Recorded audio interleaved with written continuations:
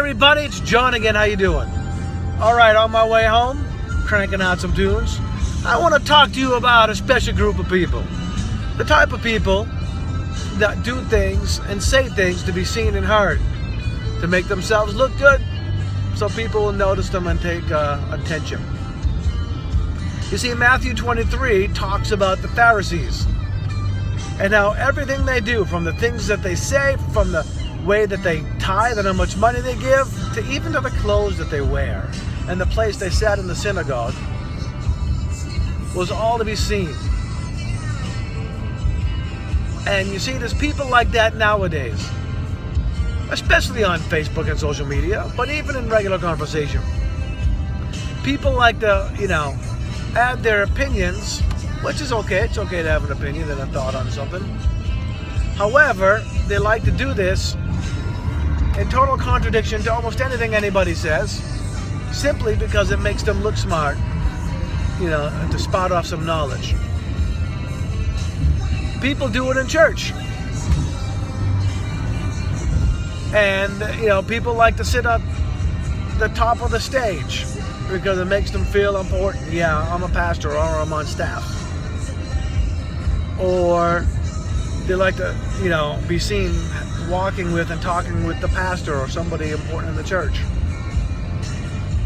Or they give a lot simply because they want recognition. Or at work.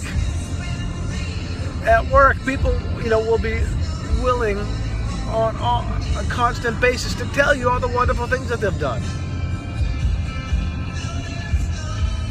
I have lots of conversations and a lot of people commenting on my posts and, and just talking to me, and I've seen it on others, simply because they want to be seen and heard. And here's the thing. That is a sign of insecurity. It's a sign of arrogance. And it accomplishes nothing. Now, of course, if you have something relevant and something important to share it. Sometimes life experiences, sometimes knowledge, sometimes the things that we say and do are important. A lot of times they're important. And those times we need to share those things. And we need to make sure that people know that there's some information out there, or there's something that they need to know that can help them, or something that we can do to help them. But you know what? Most times,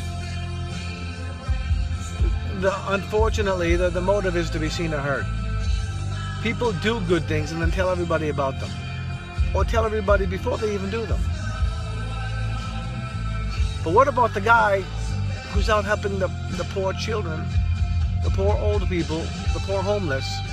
What about the guy who's donating his time and money and doesn't tell anybody? Because you see, it's not about recognition.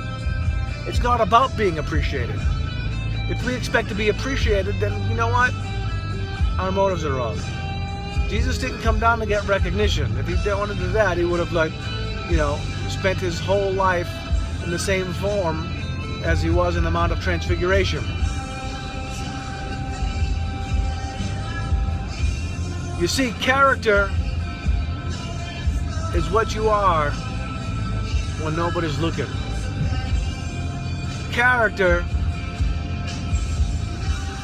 is being able to look at a situation and know that what I have to say isn't going to help, but I'm not going to say it just to say it to make myself sound good. Hey, listen, I fall into this trap too. A lot of us do. But see, these things do more damage than they do good. It's not done out of love. Love seeks not its own. And love is the fruit of the Spirit, and God is love. And anything done outside of love is worthless. In 1 Corinthians 13, and in Galatians 6, anything done apart from the Holy Spirit is going to corrupt. In other words, it's going to be damaging. So, I want to encourage us all to not seek recognition, to not do things so that we get a certain amount of likes, to not comment so that people know that we know what we're talking about. Because who cares if anybody knows what I'm talking, knows that I know something. If I know a lot and people don't know, who cares? Because what people think about me does not dictate who I am. My feelings aren't hurt if people don't go, oh man, you're a pretty smart dude. I could care less. See, my motives should be, and hopefully are, to heal, to bring peace, to help, not bring recognition to myself.